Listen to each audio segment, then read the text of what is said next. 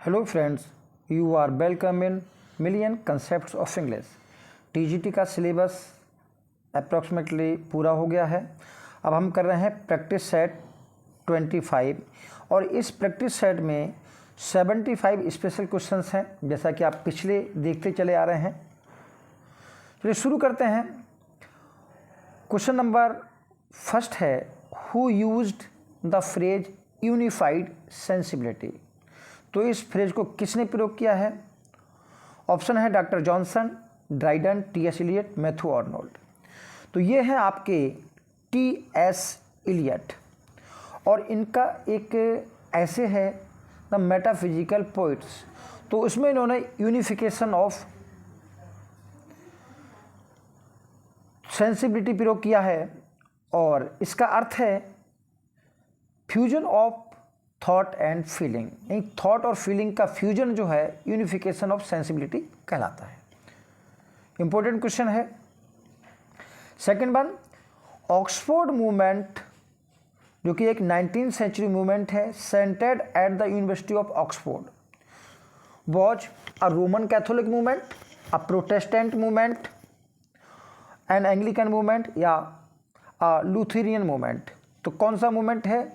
देखिए, Oxford movement जो है 19th सेंचुरी यानी कि ऑक्सफोर्ड यूनिवर्सिटी में शुरू हुआ था और 1833 में शुरू हुआ था ये मूवमेंट। और ये मूवमेंट के जो लीडर थे वो कैथोलिक, रोमन कैथोलिक को दोबारा स्थापित करना चाहते थे इंग्लैंड में। तो ये आपका ऑप्शन है, ये एक रोमन कैथोलिक मूवमेंट था। तो ऑप्शन ए।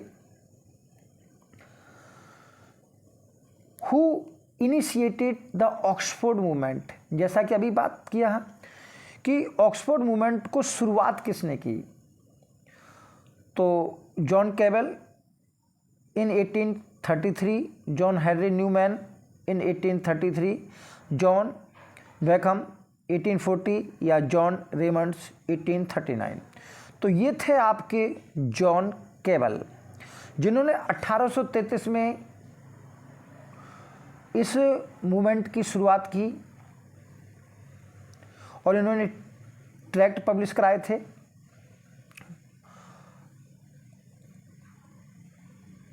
नेक्स्ट क्वेश्चन है, विच of these was not a leader of Oxford movement. कौन इनमें से नहीं है?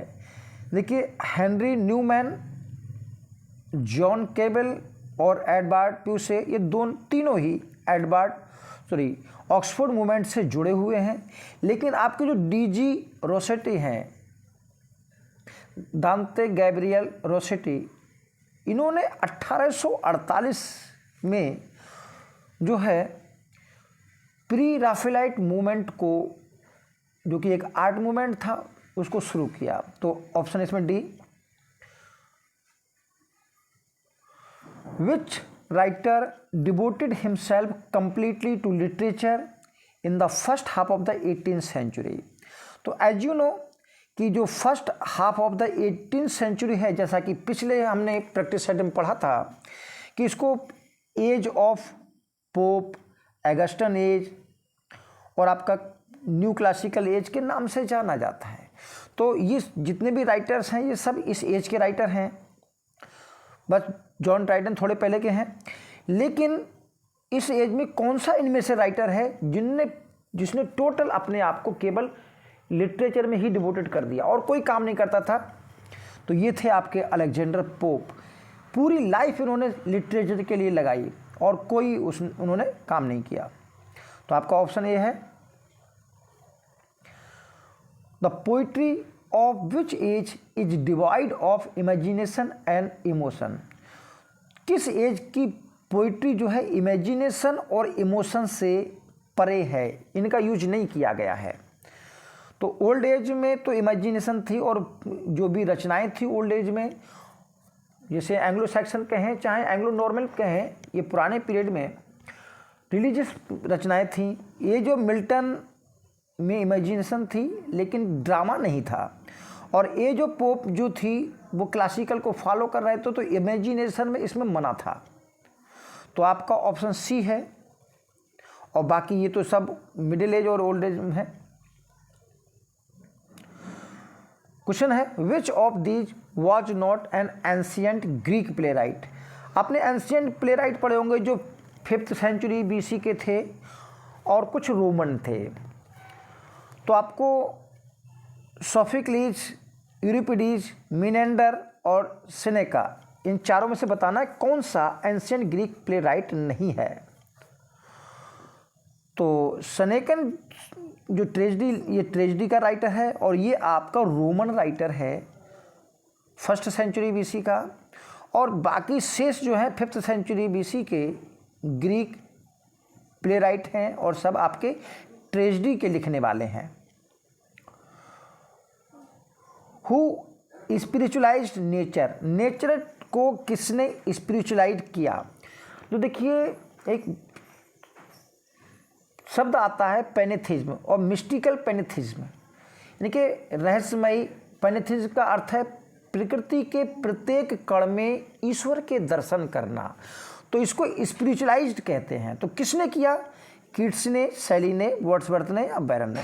तो इस मामले में तो हमारे वर्ड्सवर्थ ही फेमस हैं जिन्होंने इस मिस्टिकल पैनेथिज्म को दिया और ये स्पिरिचुअलाइज किया नेचर को। क्वेश्चन नंबर 9 है a 19 line poem composed of 5 tercets with a final quatrain rhyming. तो 5 टर्सेट का मतलब हुआ आपका 15 लाइन और फाइनल क्वार्टरन का मतलब 4 लाइन। कुल मिला के ये जो पोइम है ये आपकी 19 लाइन्स की पोइम है। कौन सी है, लिमेरिक है। देखिए लिमेरिक, विलेनेले, हैक्यू या सोनेट। तो सोनेट जानते हो 40 लाइन्स की है, हैक्यू आपका 17 सिलेबल का जापानी पोइम है, और विलेनेले जो है वो आपकी 19 लाइन्स की पोइम है, और लिमेरिक जो कि आपकी 5 लाइन की पोइम है जिसको एडवर्ड लियर ने 19th सेंचुरी में पॉपुलराइज किया। तो आपका इसमें ऑप्शन विलेनेले है, ऑप्शन बी। क्वेश्चन नंबर 10 है the originator of the pastoral was the 3rd century BC Greek poet Theocritus. तो जो पास्टोरल शब्द की या पास्टोरल पोइम्स की जो उत्पत्ति हुई है तो वो ग्रीक पोइट रहे हैं थियोक्राइटस, उन्होंने इसको ओरिजिनेट किया है। तो विच of these is not type of pastoral poem. तो आपको बताना है कि इन जो पोइम लिखी हैं ब्यूकोलिक, एक्लॉग्स, लिमेरिक और इडिल, ये आपकी 4 पोइम्स टाइप हैं, इनमें कौन सी पास्टोरल में नहीं आती है। देखिए ब्यूकोलिक पास्टोरल है जिसका मतलब ही रूरल लाइफ होता है, रूरल एंड रस्टिक लाइफ होता है, और एक्लॉग्स भी पास्टोरल पोइम है।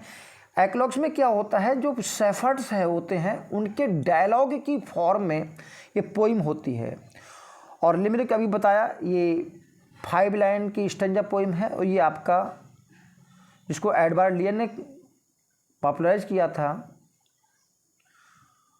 तो ये जर्की पोइम है, लेकिन ये जो आपकी पास्टोरल नहीं है, और इडिल पास्टोरल है। तो आपका सी ऑप्शन है। और ये पूछा जाता है कि ब्यूकोलिक, इनके नाम दिए जाते हैं कि ये कौन सी पोइम है, ये आया हुआ प्रश्न है इसी प्रकार का। क्वेश्चन नंबर 11 है the pastor is Latin for. तो पास्टर सबसे ही पास्टोरल बना है, तो लैटिन में इसका क्या अर्थ है, शेफर्ड है, ग्रासलैंड है, फील्ड है या सराउंडिंग्स है, क्या अर्थ निकलता है।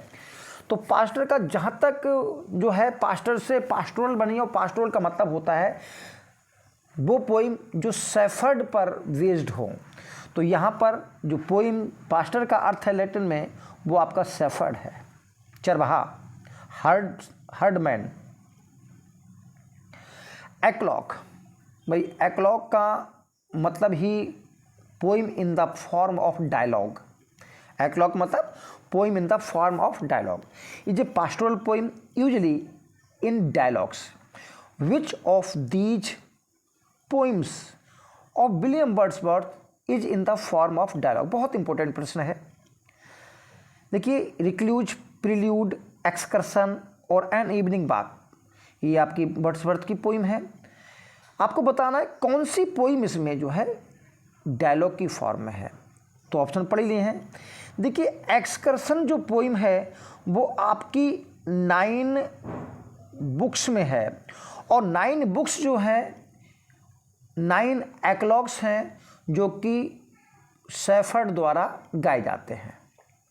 ठीक है, तो ऑप्शन आपका सी है और इम्पोर्टेंट प्रश्न बनता है।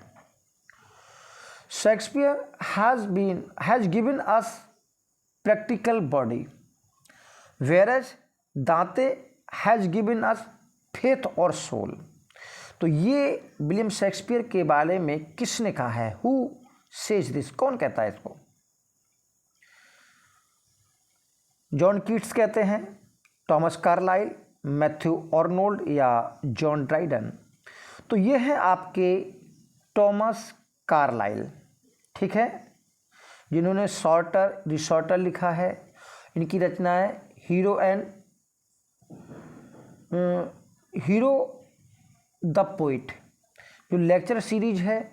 इस लेक्चर सीरीज का नाम दे दीजिए हीरो एज पोइट। तो इसमें ये बात टॉमस कार्लाइल कहते हैं।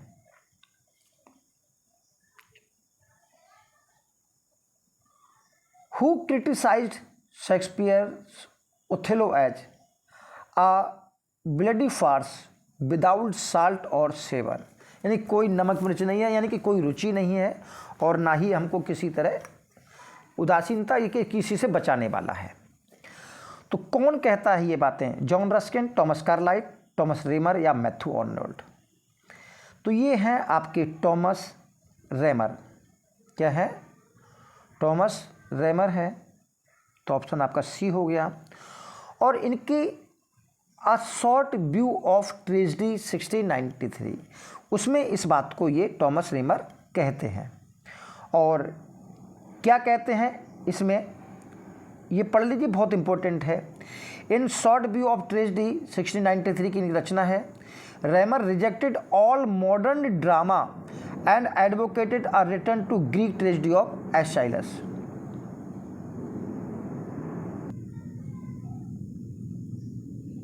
क्वेश्चन नंबर 15 है, ओड टू लाइकोरिस, ये एक ओड है, इज रिटन बाय, और ये मई 1870 में लिखा गया। आपको बताना किसने लिखा है? P B. Shelley, John Keats, William Wordsworth, John Milton. तो ये हैं आपके विलियम वर्ड्सवर्थ। ऐसी भी रचनाएं पूछी जाती हैं जो थोड़ी सी छिपी होती हैं। Which is are poetic work और वर्क्स बाय अलेक्जेंडर पोप? इनमें से बताना, ये 3 वर्क दिए गए हैं। Essay on criticism, essay on man, the rape of lock, या ये सभी। इनमें से कौन सी रचना जो है पोइटिक वर्क है और कौन सी रचना आपको जो है ऐसे लग रहा है, यानी प्रोज वर्क है? तो उम्मीद लगा लिया होगा आपने ऑप्शन। देखिए, an essay an on criticism, an essay on man, ये दोनों आपको ऐसे टाइप लग रहे होंगे, लेकिन दोनों ही ये पोइम है। ठीक है, और रेप ऑफ द लॉक आपने पढ़ी है बहुत अच्छी तरह, ये तो पोइम है। तो कुल मिला के ये तीनों ही जो है आपकी पोइम है। 18th century particularly the first half is also called the classical age of English literature, which is not true about classical age। तो आपको बताना इसमें क्लासिकल एज के बारे में कौन सी बातें नहीं हैं।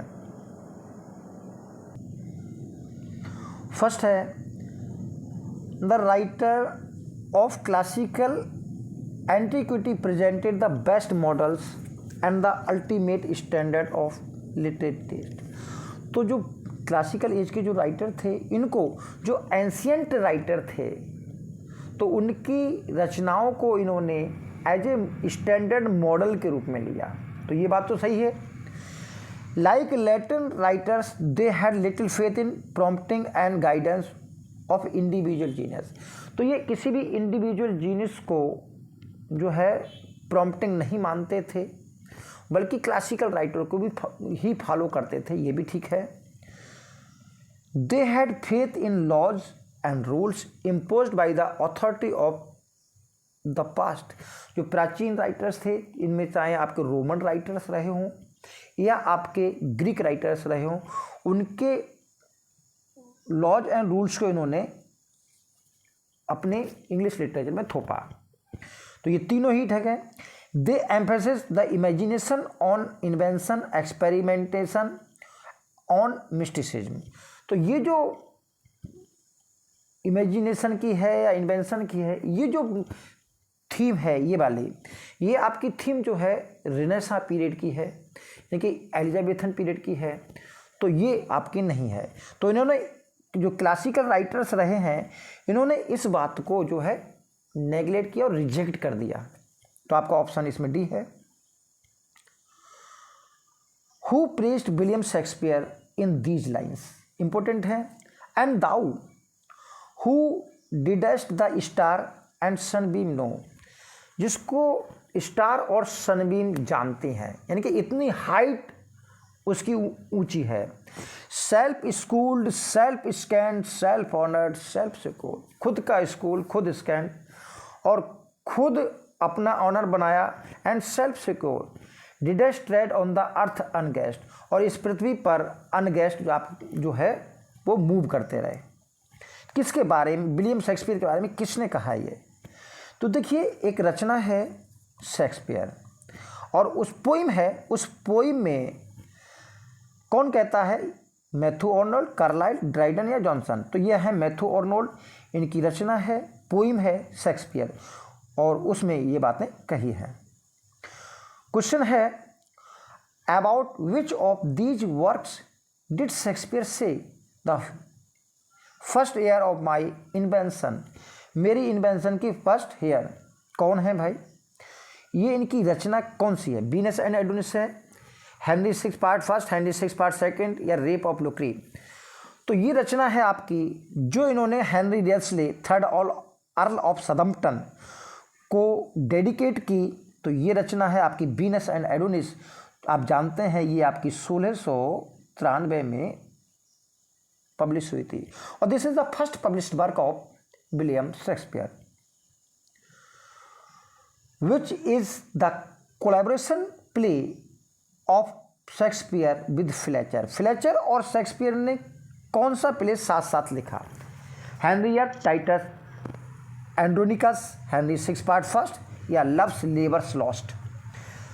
तो आप जानते हैं ये अनफिनिश्ड प्ले है जो कि, और यह अधूरा रहा है, इसको फ्लेचर के साथ इन्होंने लिखा है। और ये है आपका which is the longest play by William Shakespeare. तो आप जानते हैं लॉन्गेस्ट प्ले इनका Macbeth, Hamlet, comedy of errors और लियर। सोच लिया होगा आपने, और जानते हैं ये आपका हैमलेट है। लॉन्गेस्ट प्ले कौन सा है? हैमलेट। और लगभग इसमें 40-42 यानी कि 4042 जो है लाइन्स हैं। और which is the shortest play by William Shakespeare. तो शॉर्टेस्ट प्ले जो है कॉमेडी ऑफ एरर्स है, जिसमें लगभग 1785 लाइन्स हैं, ठीक। और सबसे जो छोटी कॉमेडी है वो आपकी मैकबेथ है, ठीक है। How many historical plays did William Shakespeare write in all. तो आप जानते हैं 10 जो हैं आपके हिस्टोरिकल प्लेज इन्होंने लिखे थे। तो ऑप्शन सी हो गया आपका। और 10 के हमने नाम लिख रखे हैं, वो आप नोट करना चाहें तो नोट कर लेना। देखिए एंड्रू सैंडर्स की जो किताब है उससे हमने लिए हैं। King John, Richard second, Henry six part first, second, third, Henry fifth, Henry ये फोर्थ है, ये 6 नहीं है, यहाँ पर 4th है, ठीक है। Henry 4th part first and second, Richard 3rd और आपका रिचर्ड हेनरी 8th। ये आपके 10 प्ले हैं। How much period of history do the historical plays of William Shakespeare cover. तो विलियम शेक्सपियर का जो प्ले कवर करता है वो लगभग 350 वर्ष को कवर करता है। और आप भी इसको थोड़ा कंफर्म कर लेना, जहाँ तक मुझे पता 350 ईयर का है। और आप भी इसको कन्फर्म कर लेंगे कि हिस्टोरिकल प्ले जो लिखे हैं हेनरी 6 पार्ट फर्स्ट से लेकर, तो कितने एरिया को, कितने ईयर के उसको कवर करते हैं। Who popularised the historical play in Elizabethan period. तो आप जानते हैं विलियम शेक्सपियर ने बहुत सारे एलिजाबेथन लिखे, लेकिन इससे पहले ही जो हिस्टोरिकल प्लेस थे एलिजाबेथन पीरियड में, तो वो यूनिवर्सिटी ब्रिट्स ने आपके पॉपुलराइज कर चुके थे। ठीक है, नेक्स्ट क्वेश्चन है which play of William Shakespeare is said a lyrical tragedy. तो Hamlet, Richard second, Richard third, Antonio and Cleopatra. देखिए सभी ये जो मैक्सिमम ट्रेजेडी हैं वो आपकी लिरिकल ही हैं विलियम शेक्सपियर की, लेकिन जो टोटल लिरिकल मानी जाती है वो आपकी रिचर्ड सेकंड मानी जाती है। और प्रोज में देखिए which play of Shakespeare is written only in prose. देखिए पूरा प्रोज में तो कोई भी प्ले नहीं है, पूरी आपका कहें लिरिक में भी कोई पूरे प्ले नहीं है। तो आपका ये प्ले है मैरी वाइफ्स ऑफ विंडसर, ये वाला। आप भी इसको कन्फर्म कर लेना, जहाँ तक मैं तो कन्फर्म कर चुका हूँ, फिर भी कर लेना। इसमें लगभग 87% जो है वो आपका प्रोज है, तो ये मैक्सिमम प्ले माना जाता है। Which play of William Shakespeare is called a lyrical farce. तो जो लिरिकल फार्स है, देखिए लिरिक में है तो हम इसमें है मैरी वाइफ ऑफ विंडसर। ठीक है, अगला क्वेश्चन देखते हैं, और ये वायुयान का शोर आ रहा है, तो इससे पहले हम इस लिरिकल फार्स को समझ लेते हैं कि फार्सियल जो कॉमेडीज क्या होती हैं। देखिए फार्सियल कॉमेडीज होती हैं a major part of humour comes from the slapstick and mistaken identity in addition of to pun and word play.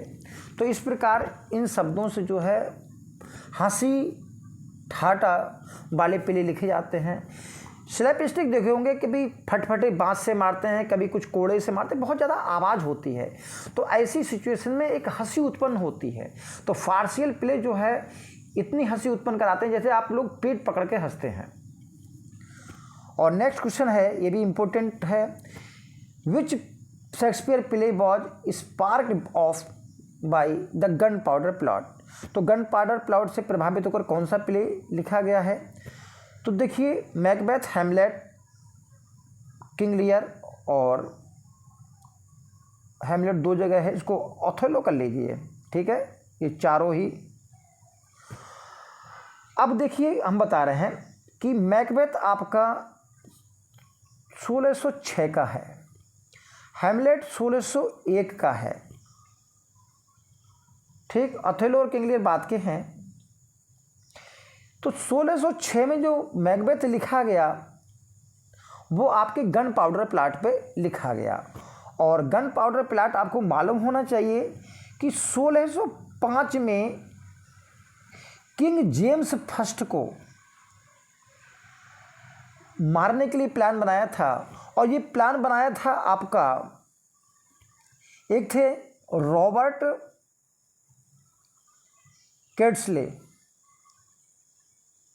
Robert केट्सबाई थे, तो इन्होंने उसको मारने का प्लान बनाया था। हालांकि ये प्लान फ्लॉप हो गया था, तो इसी पर बेस है आपका मैकबेथ। ये भी क्वेश्चन जो है इंपॉर्टेंट है। क्वेश्चन नंबर अगला देखिए, which play of William Shakespeare is called the tragedy of reflection.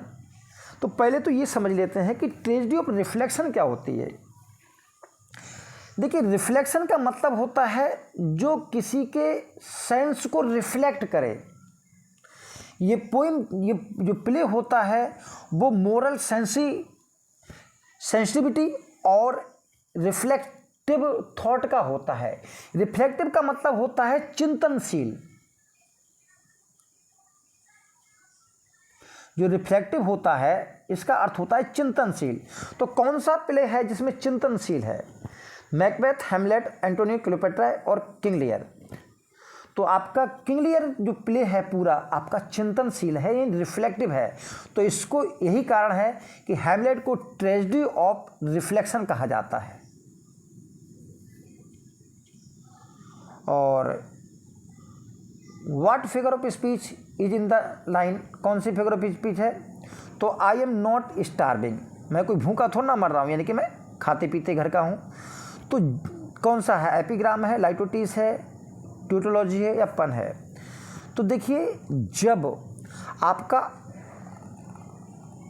Negative के द्वारा अफर्मेटिव कन्वे होता है तो उसे हम लाइटोटिस कहते हैं। क्वेश्चन नेक्स्ट है, what figure of speech is in the line, I have told you millions of time not to touch my stuff, मैंने तुमको लाखों बार बता चुका हूँ कि मेरे सामान को मत छुआ करो। तो लाखों बार नहीं बताया गया होगा, तो बताइए क्या है? पर्सोनिफिकेशन है, हाइपरबोल है, ऑक्सीमोरन है या सिमिली है? तो मेरे हिसाब से तो इसमें हाइपरबोल होना चाहिए, आपके अनुसार भी यही होना चाहिए। What figure of speech is in the line, careless she is with artful care. भाई केयरलेस तो थी, आर्टफुल केयरलेस, केयर के साथ, यानी कि उसने आर्टफुल केयर अपनाई, उसके बाद केयरलेस हो गई। तो बात ये एंटीथीसिस जैसी लगती है। अफेक्टिंग टू सीम अनअफेक्टेड, और प्रभावित करके वो अप्रभावित लगी। तो कहने का मतलब है जब एंटीथीसिस लगे और इसका भाव गहरा हो तो उसे हम पैराडॉक्स बोलते हैं। क्योंकि इस लाइन में जो वो है वो आपका पैराडॉक्स है। ऑप्शन बी आपका। अब ये भी देखिए, what figure of speech is in the line, the path of glory lead but to grave, यानी कि मार्ग जो शान का रास्ता है आगे तो बढ़ता है लेकिन कब्र की ओर जाता है। तो ये आपकी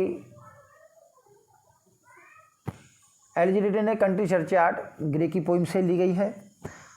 तो इसमें क्या अर्थ है? भी हमने कहा पैराडॉक्स विरोधी बातें लगती हैं, ये और ये बात दोनों विरोधी हैं, तो एंटीथीसिस की तरह काम करती हैं। लेकिन छिपा अर्थ क्या है कि जिंदगी में जितने भी तरक्की के रास्ते हैं आखिर उनको कब्र की ओर ही जाना होता है।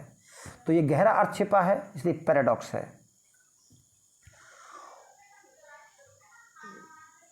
Smooth flow the waves, the zephyrs gently play, Belinda smiled and all the world was gay. ये बेलिंडा किस पोइम में आई है? ये आपका रेप ऑफ द लॉक है, और किसकी है? पोप की रचना है। तो कौन सा है? पर्सोनिफिकेशन है, हाइपरबल है, ऑक्सीमोरन है और सिमिली है। देखिए यहाँ सिमिली तो है नहीं, पर्सोनिफिकेशन नहीं, तो हाइपरबल है। और क्योंकि बेलिंडा मुस्कुराई तो सारा संसार जो है प्रसन्न हो गया। How can it be possible? What figure of speech is in the line, fair is my love and cruel as she is fair, मेरा जो प्यार है वो फेयर है और क्रूअल एज सी फेयर, जब वो फेयर है तो क्रूअल भी है साथ साथ में। हर ब्राउन शेड्स फ्राउन, उसकी जो ब्राउन शेड्स हैं वो फ्राउन है। Although her eyes are sunny, तो ये दोनों में जो है आपका एंटीथीसिस, थीसिस जो है वो एंटी है, यानी कि विपरीत अर्थ रखते हैं। तो यहाँ पर जो आपका फिगर ऑफ स्पीच है वो आपका एंटीथीसिस है, क्योंकि बाकी नहीं मिल रहे हैं। और ऑक्सीमोरन में दो अपोजिट शब्द एक साथ रखे जाते हैं। और ये पोइम जिससे ली गई है वो डेलिया है, और उसका छठा सोनेट है सैमुअल डैनियल की। तो सैमुअल डैनियल की सोनेट सीरीज है जिनमें 50 सोनेट्स हैं। What figure of speech is in the line, अब इस लाइन में आपको फिगर ऑफ स्पीच बताना है। An aged man is but a paltry thing, paltry thing का मतलब होता है तुच्छ सी चीज़, यानी कि बहुत तुच्छ सी चीज़। A tattered coat upon a stick, मानो कि एक स्टिक पर टैटर्ड कोट लटका हुआ है, फटा कोट लटका हुआ है। तो कौन सा फिगर ऑफ स्पीच है? पर्सोनिफिकेशन है, एंटीथेसिस है, मेटाफर है या आपका सिमिली है? अब सोच के बताइए। तो मेरे हिसाब से एज्ड मैन की तुलना जो है टैटर्ड कोट से की गई है। तुलना नहीं की गई है, माना गया है। तो ऐसे में जब कोई चीज़ मान ली जाती है तो आपका मेटाफर होता है। तो फिगर ऑफ स्पीच कौन सा बना आपका? मेटाफर।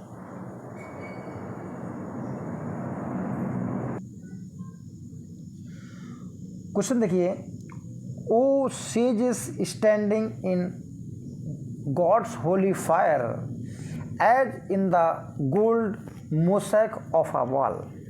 फिगर ऑफ स्पीच बताना है, पर्सोनिफिकेशन है, एंटीथेसिस है, मेटाफर है या सिमिली है। तो ये इसमें तो सिमिली लिख दिया है, चलो ऊपर लिखा है। और सेलिंग टू बेजेंटियम W.B. ईस्ट की एक पोइम है। तो इसमें देखते हैं इसका अर्थ क्या है। O sage is standing in God's holy fire. God's की होली फायर में जो संत है वो खड़े हुए हैं, जैसे कि as in the gold mosaic of a wall, कि एक दीवार पर सोने की कसीदाकारी जैसे कि पच्चीकारी सजी हुई हो। मैथ्यू आर्नोल्ड्स की जो थायरेसिस है is an elegy on the death of, तो किसकी डेथ पर लिखी गई है? तो जॉन कीट्स की डेथ पर जो लिखी गई है वो एडोनिस है शायद।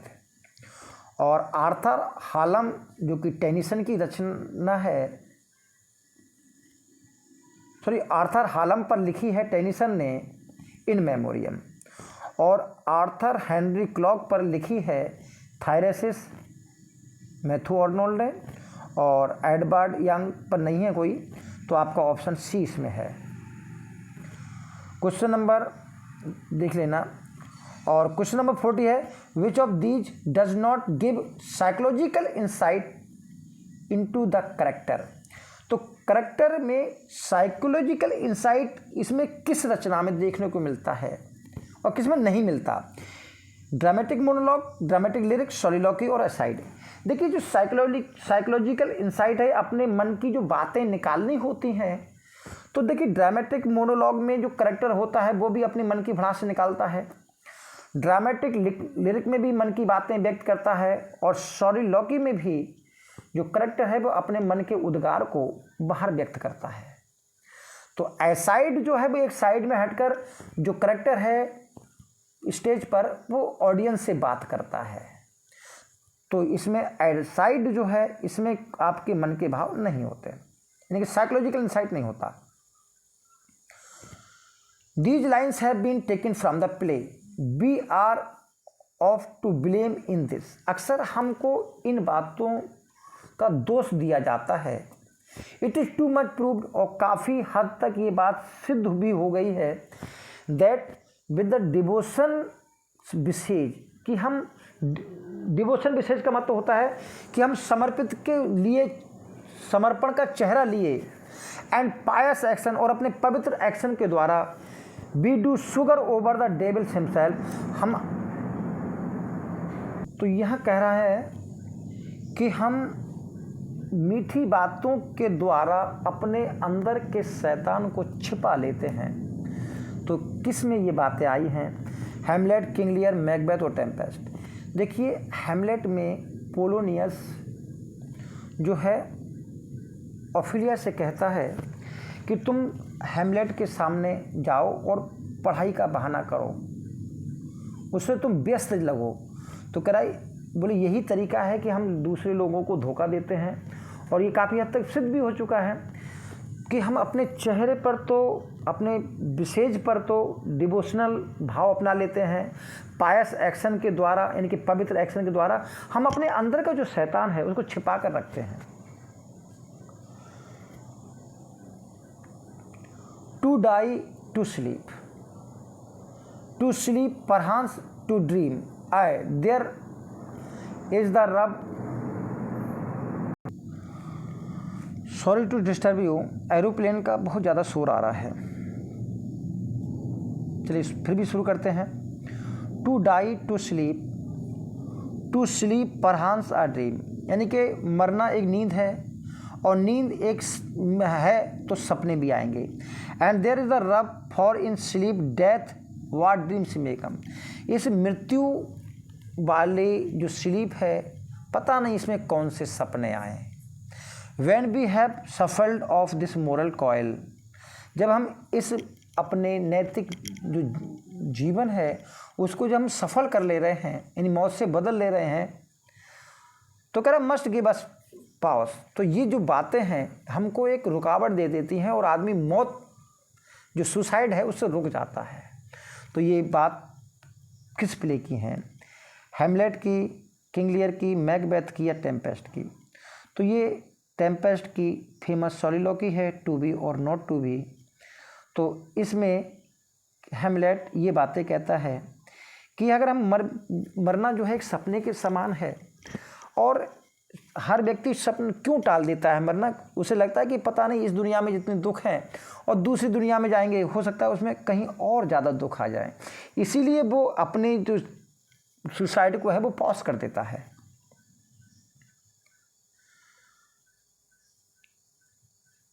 These lines have been taken from the play Hamlet, King Lear, Macbeth या टेम्पेस्ट। पढ़ लेते हैं लाइनें क्या हैं। ये लाइंस क्या हैं? 10 कंसाइंस, इस प्रकार जो हमारी कंसाइंस है, डज मेक कावर्ड्स ऑफ असाल, हम सबको कायर बना देती है। कौन सी कंसाइंस? ये अभी ऊपर पड़ा था कि जब हम दूसरे दुनिया में जाएंगे तो पता नहीं कितने बुरे सपने आए, पता नहीं इससे भी बदतर या वर्ष जो है कंडीशन हो जाए। तो इसलिए लोग अपने जीवन को पॉज कर लेते हैं, वो सुसाइड को पॉज कर लेते हैं। तो कह रहा है 10 conscience that make coward of असाल, इसलिए कंसाइंस ही है जो हमको कायर बनाती है। एंड दस the native view of resolution, जो हमने दृढ़ निर्णय लिया होता है, दृढ़ निश्चय किया होता है, उसकी जो नेटिव व्यू है is sicklied over the pale cast of thought. तो जो थॉट के पेल कास्ट हैं, यानी कि बुरे पीले सपने हैं, पीली बातें हैं, वो इस पर आरी चला देते हैं, दराती चला देती है, यानी कि इन चीज़ों को ख़त्म कर देती है। And enterprises of great pitch and movement, तो जो बहुत इंटरप्राइजेज होता है वो पिच एंड मूवमेंट का कार्य होता है, कभी इधर कभी उधर। And this regard their currents turn awry and lose the name of action. तो इस प्रकार जो करंट ऑफ अवेरी होती है, जो नदियाँ होती हैं, जोशीली नदियाँ होती हैं, वो अपने एक्शन को खो देती हैं। तो ये बात हैमलेट कह रहा है इसी सॉलिलोकी में। इम्पोर्टेंट है ये सॉलिलोकी, पूरी पढ़ना है आपको। और ये लाइन बतानी है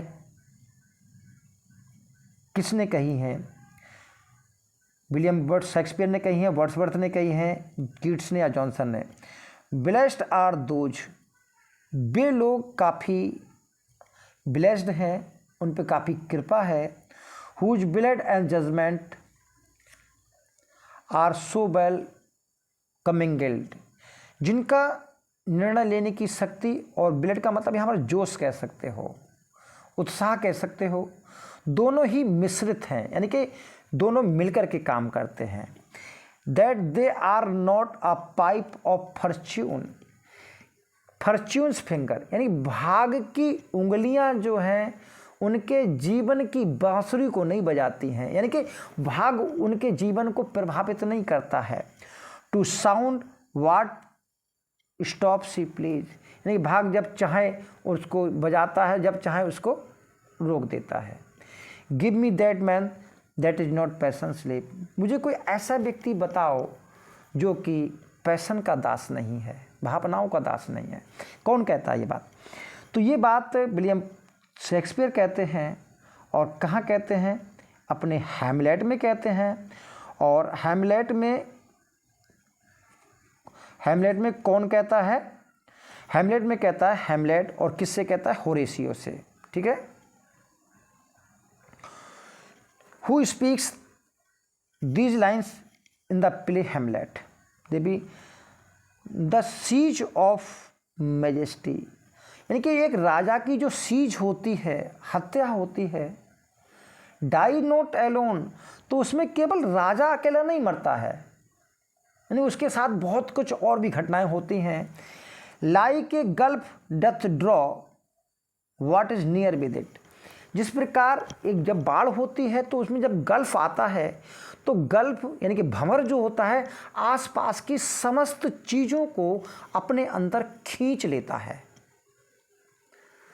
तो ये बात कौन कहता है? हैमलेट, होरेशियो, रोजेनक्रेट्स और फोर्टिनब्रास।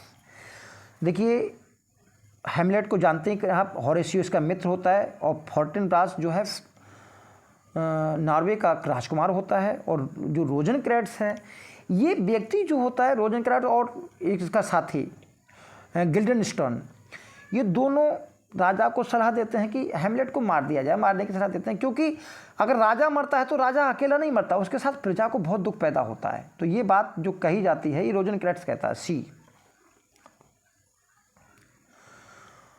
Who speaks these lines in the play Hamlet. Play Hamlet की बहुत ही सुंदर लाइनें हैं, अर्थ समझने की कोशिश कीजिए। देखिए, द हार्लॉट्स चीक, एक बेश्या के गाल, ब्यूटीफाइड विद प्लास्टरिंग आर्ट, यानी कि मेकअप के द्वारा सुंदर बनाए जाते हैं, और उससे जो बेश्या की बदसूरती होती है वो छुप जाती है। तो कह रहा है is not more ugly to the things that helps it, यानी कि उसके गाल भी इतने बदसूरत नहीं है कि उसको मेकअप के द्वारा छिपाने की आवश्यकता पड़े, यानी कि मेकअप ना भी करोगे तो भी चल जाएगा। लेकिन क्या करा है, देन इज माई डीड, लेकिन मेरे जो डीड्स हैं, मेरे जो कारनामे हैं वो ज़्यादा अगली हैं। To my most painted word, कि मैं अपने पेंटेड वर्ड द्वारा, यानी कि अच्छे शब्दों के द्वारा अपने पापों को छिपा नहीं सकता। ओ हैवी बर्डन, हे कितना भारी बोझ है मेरे सिर पर। तो ये कौन कहता है, सोचिए। तो देखिए, ये सॉलिलॉकी है, इसको एसाइड कह देंगे। तो इस सॉलिलॉकी में कौन कहता है, पोलोनियस, क्लॉडियस, हैमलेट या क्वीन जर्ट्रूड। अपराध हैमलेट करता नहीं है, क्वीन जर्ट्रूड अपराध नहीं करती, पोलोनियस भी नहीं करता है। तो ये अपराध जो है किंग क्लॉडियस का करता है, और उसकी ये स्पीच है जो उसकी किए गए अपराध को दर्शाती है। Milton invokes heavenly muse in Paradise Lost. तो हेवनली म्यूज को 3 बार तो पैराडाइज लॉस्ट में जॉन मिल्टन जो है इन्वोक करते हैं। तो इसमें है से muse the name the known who first who last rose from the slumber on the fiery couch. ये उन्होंने म्यूज यूरेनिया से, जो कि एस्ट्रोनॉमी की म्यूज हैं, उनसे इन्होंने इन्वोक किया है। तो ये इन्वोकेशन किस किताब में कहाँ किस जगह आई है? In the beginning of book first, या in the middle of book first, या in the beginning of book third, या in the beginning of book fourth. जैसा कि इसमें स्पष्ट है, देखिए बुक फर्स्ट के मिडिल में, बिल्कुल बीचों बीच में मिलेगा आपको। वहाँ ये कहते हैं कि हे देवी, मुझे ये बताइए कि कौन सा जो फॉलन एंजल थे, जब सैटर्न उनको आवाहन करता, एड्रेस करता, तो कौन सबसे पहले आया और कौन सबसे बाद में आया, इसका मुझे बताइए, इसका मुझे क्रम बताइए। तो आपको पता होगा मोलैच जो है सबसे पहले आता है, और वेलियल जो है वो सबसे बाद में आता है। ठीक है, तो बुक सेकंड की बात है ये, और सेकंड की मिडिल की। तो these lines have been taken from the poem, किस पोइम से ली गई हैं? व्हाट दो द फील्ड बी लॉस्ट, क्या फर्क पड़ता है जब हम युद्ध हार गए। ऑल इज नॉट लॉस्ट, हर चीज तो नहीं हार गए। The unconquerable will, the and study of revenge, immortal hate and courage, never to submit और यील्ड, यानी कि इच्छाएं अभिजित हैं अभी भी, और बदले की भावना है, मोरल हेट, इमोर्टल हेट है, लगातार जो घृणा भरी हुई है। और जो करेज है, ऐसा करेज है जो ना कभी समर्पित होगा, समर्पण करेगा, और ना ही कभी झुकेगा। तो हार कहाँ गए?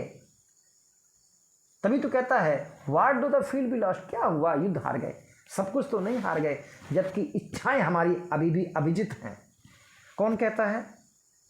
तो ये लाइन सैटर्न कहता है, और बहुत फेमस लाइन है पैराडाइज लॉस्ट बुक फर्स्ट की।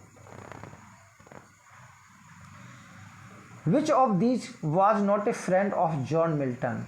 कौन इसमें जॉन मिल्टन का फ्रेंड नहीं है? Charles Diodati, Andrew Marvell, Edward King, Thomas young.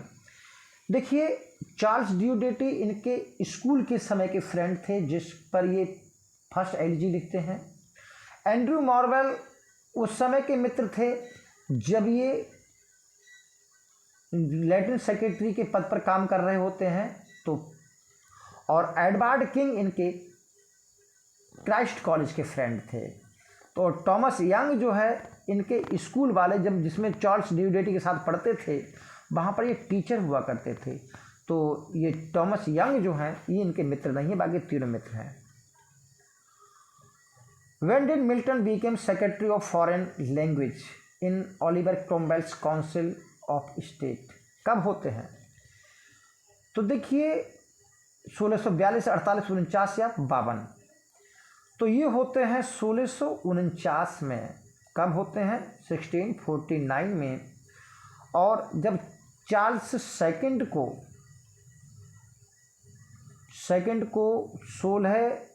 30 जनवरी 1649 को डेथ यानी कि बी हेडेड कर दिया जाता है 49 में, तो उसी के बाद इनको लैटिन सेक्रेटरी के पद पर रख लिया जाता है। अब आपको पता है on January 30, 1649 King Charles was beheaded by the parliament. Which work did John Milton write to pacify the English people? तो देखिए, कोई राजा को बी हेडेड कर दिया जाता है, फांसी लगा दी जाती है, सिर काट दिया जाता है, तो ऐसी सिचुएशन में अराजकता की स्थिति उत्पन्न हो जाती है, जनता विद्रोह करने की संभावना रहती है। तो उस विद्रोह को शांत करने के लिए, पैसिफाई करने के लिए मिल्टन ने कौन सा वर्क लिखा? ऑप्शन है the tenure of king and magistrate, Eikonoklastes, Defensio pro populo Anglicano, जिसको फर्स्ट डिफेंस के नाम से जानते हैं, या डिफेंसियो सेकंडा। तो ऑप्शन पता लगी क्या होगा? 1649 में ही एक रचना लिखते हैं the tenure of king and magistrate, और इसमें ये बताते हैं कि किंग और मजिस्ट्रेट का टेन्योर यानी कि जो शासनकाल की अवधि है वो कैसी होनी चाहिए। तो ये ऑप्शन आपको हो गया आपका ये। Who says in Paradise Lost to be weak is miserable? कमजोर होना जो है वो अपने आप में दयनीय बात है। डूइंग और सफरिंग, काम करो या मुसीबत सहो, यानी कर्म करो आगे बढ़ो या मुसीबत सहो। But of this be sure, लेकिन इस बात पर विश्वास होना चाहिए, to do aught good never will be our task, कि अब अच्छाई करना, अब भलाई करना हमारा काम नहीं होगा।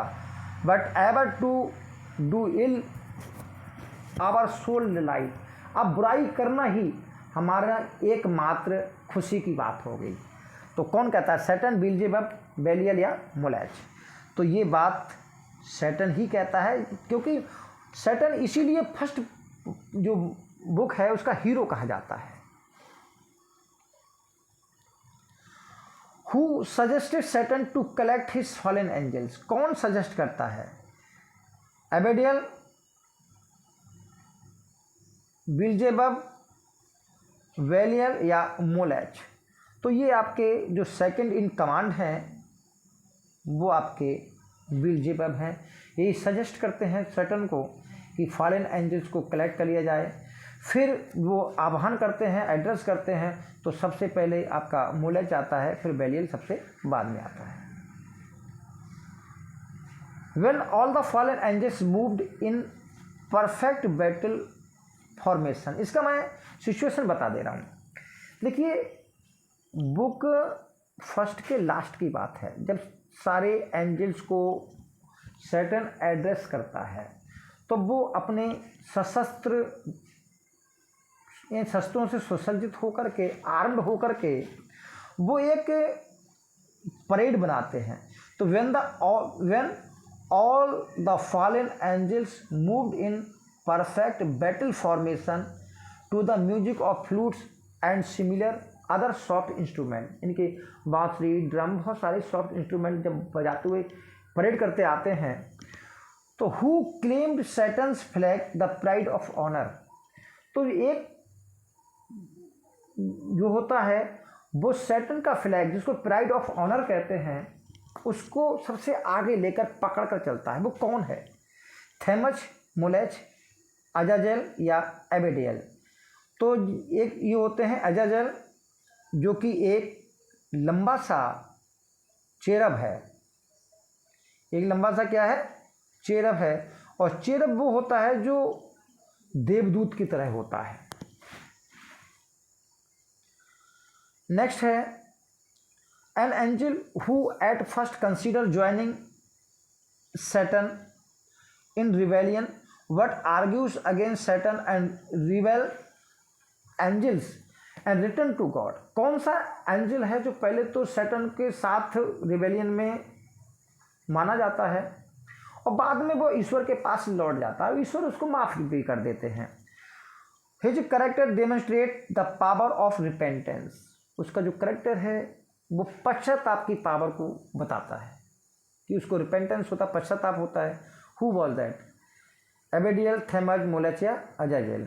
तो ये आपके एबेडियल होता है और ये ईश्वर की तरफ से इसको सैटर्न को समझाता बहुत है कि अब भी देर नहीं हुई है, लौट जाओ। क्वेश्चन नंबर 56 है, William Wordsworth drafted the poem in the form of a letter to his sister Dorothy. तो ये पोइम जो है अपनी सिस्टर डोरथी के लिए एक लेटर की फॉर्म में लिखते हैं। While he was away at school in Cambridge which poem. तो कैम्ब्रिज से इनको स्कूल से निकाल दिया जाता है तो अपनी बहन को एक पोइम लिखते हैं लेटर की फॉर्म में। तो कौन सी पोइम है? The solitary ripper, the excursion, N evening walk या डिस्क्रिप्टिव स्केचेस। तो ये आपके एन इवनिंग वॉक है और ये डोरथी को एड्रेस करके लिखी गई है और ये लेटर की फॉर्म में है। बहुत इंपॉर्टेंट प्रश्न है ये। The Borderers a verse tragedy in 5 acts, the only play by William Wordsworth written in between 1795 to 1797। कौन सा है? तो these are the borders of England, Scotland, England and Ireland, England and France, England and Wales. तो देखिए, England और France में तो कोई बॉर्डर मिलता ही नहीं है। स्कॉटलैंड का बॉर्डर है, आयरलैंड का बॉर्डर है, वेल्स का बॉर्डर है। तो ये थे आपके border of England and Scotland. ठीक है, आपका option A. Which character is not in the poem Michael a pastoral poem. देखिए, माइकल में माइकल शेफर्ड होता है, ल्यूक उसका पुत्र होता है, इजाबेला उसकी वाइफ होती है, मैथ्यू इसमें कैरेक्टर नहीं होता है और उसके नेफ्यू का नाम दिया भी नहीं है। तो ये आपका ऑप्शन डी हो गया।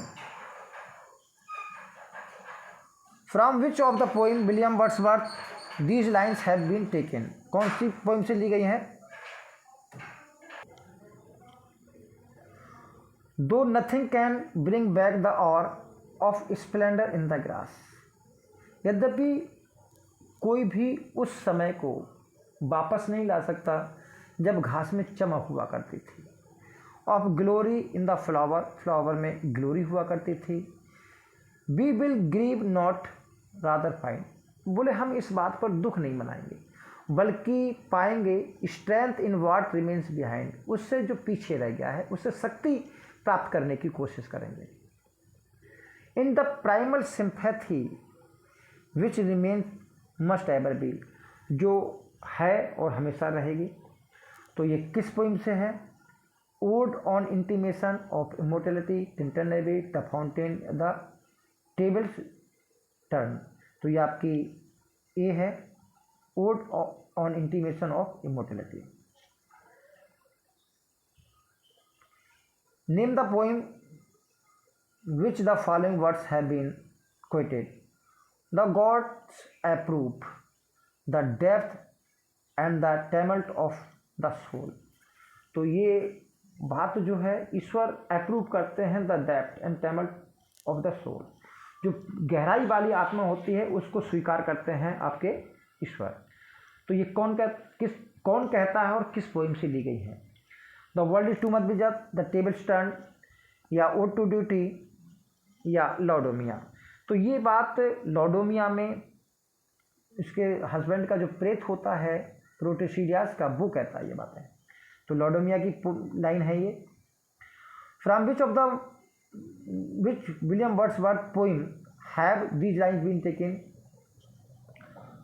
दाउ hast the voice whose sound was like a sea. तुम्हारी एक आवाज़ ऐसी थी, ऐसी साउंड थी जो समुद्र की तरह थी। प्योर एज नेक्ड हेवन, और ऐसी शुद्ध थी जैसे साफ आसमान होता है, majestic free.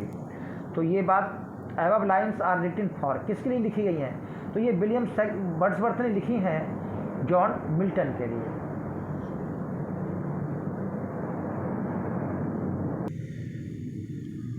When William Wordsworth published N evening walk and descriptive sketches, 1790, 1793, 96, 98। तो ये 1793 में लिखी जाती हैं और इनके पहले पब्लिश वर्क माने जाते हैं 1793। From which of William Wordsworth poem have this line been taken. There is a comfort in the strength of love. प्यार की ताकत में जो है कंफर्ट होता है। It will make the thing endurable which else would overset the brain और break the heart. और ये चीज़ों को सहने योग्य बनाती हैं, विच एल्स, जिनके बिना, वुड ओवरसेट द ब्रेन और ब्रेक द हार्ट, हमारा मन डिस्टर्ब हो जाएगा और हमारा दिल टूट जाएगा। कौन, किस पोइम की है? तो ये Michael, resolution and independence, Tintern Abbey, wander lonely as a cloud. तो ये माइकल पोइम से ली गई हैं, ठीक है, माइकल अ पास्टोरल पोइम। अगला क्वेश्चन है, next question, from which of William Wordsworth poem have these line been taken. Thanks to the human heart by which we live. उस ह्यूमन हार्ट का धन्यवाद जिसके द्वारा हम जीवित रहते हैं। Thank to its tenderness, its joy and its fears, to me the meanest flower that below can give thoughts that do often lie too deep for tears. तो किस पोइम से ली गई हैं? तो ये पोइम जो है आपकी इमोर्टलिटी ओड है। बोले उस ह्यूमन हार्ट को धन्यवाद, उसके टेंडरनेस को, इसके जॉय को, इसके फेयर को धन्यवाद। मेरे लिए जो छोटा सा फ्लावर है जो नीचे खिलता है, कैन गिव मी थॉट्स, मुझे ऐसे विचार दे सकता है, that do often light too deep for tear, जिसमें मैं अक्सर लेटता हूँ और मेरे आँखों में आंसू आ जाते हैं। नेक्स्ट क्वेश्चन है, great God, I would rather be a pagan, काश मैं पैगन होता। किस पोइम में कही गई बातें हैं? तो देखिए, the world is too much with us में वो कहते हैं कि इस दुनिया में मैं अकेला रह गया हूँ, तो काश मैं पैगन धर्म का अनुयायी होता, तो कम से कम देवी देवताओं तो मेरे साथ होते। बोले इस संसार में तो सब लोग मनी माइंडेड हो गए हैं। तो वर्ल्ड इज़ टू मच की ये बीच की लाइनें हैं सोनेट की। Name the poem from which the following words have been taken. The child is the father of a man, कि जो बच्चा है वो एक मनुष्य का पिता होता है। And I could wish my days to be, और मैं इच्छा करता हूँ कि जो मेरे दिन है, मेरा जीवन है, bound each to each by natural piety. तो नेचर पैटी का यहाँ पर अर्थ है कि जो प्रकृति की पुण्यशीलता है, धार्मिकता है, उसी के साथ मेरा जीवन बीते। और ऊपर की लाइन का अर्थ है कि child is the father of man, इसका मतलब है होनहार बिरबान के होत चीकने पात, कि बच्चा बड़े होकर क्या बनेगा ये उसके बचपन में ही पता लग जाता है। तो इसलिए चाइल्ड को जो उसके फ्यूचर की जो है दिखाई दे जाता है कि फ्यूचर में क्या बनेगा। तो ये पोइम जो है आपकी रेनबो है। अब बताना है from which poem have these lines been taken. Hence in a season of calm weather के सीजन में दो इनलैंड फार बी, चाहे हम उस इनलैंड से उस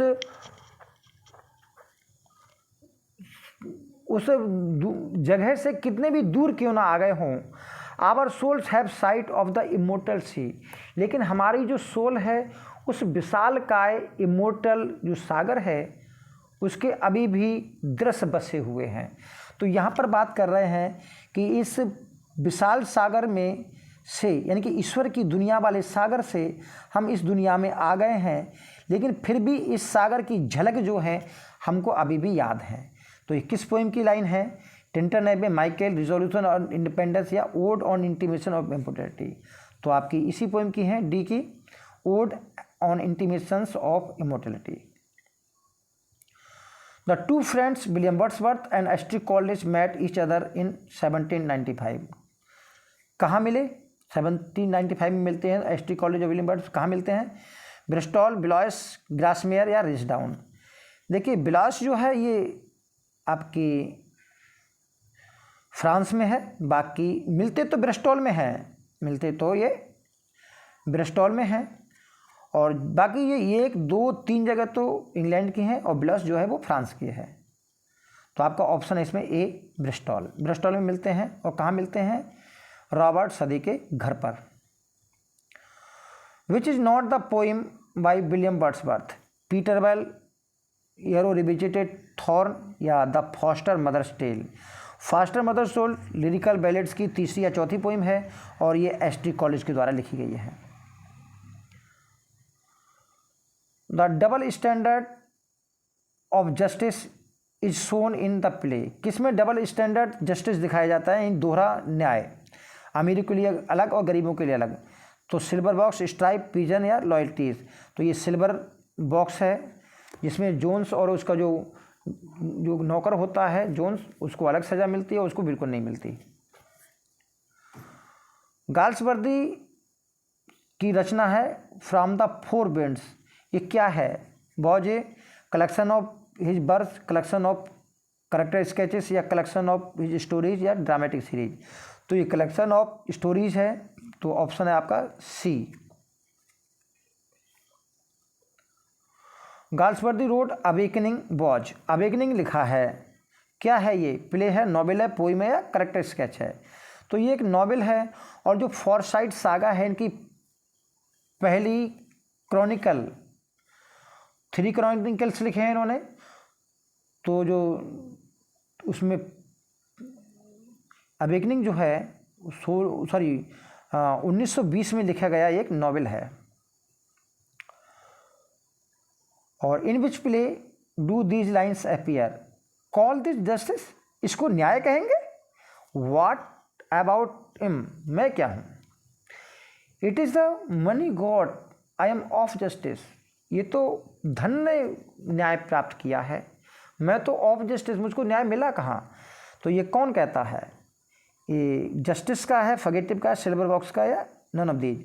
तो ये सिल्वर बॉक्स का प्ले के लास्ट में आता है और जिसको जोन्स जो कि नौकर होता है वो कहता है, ठीक है। और फगेटिव जो है एक्सपोज द ट्रेजिडी ऑफ, किसकी ट्रेजिडी है? A young man who marries an elderly man या a child who is left an orphan या यंग विडो या wife who leaves her husband. तो यही है the wife who leaves her husband, इसकी कहानी है इसमें फगेटिव में। लास्ट क्वेश्चन है, to attribute divinity to nature object is called supernaturalism, यानी कि परालौकिक जैसे बोलते हैं, अलौकिक बोलते हैं या परालौकिक बोलते हैं, ये है, या पैनेथिज्म है या सेप्टिसिज्म है या एनिमिज्म है।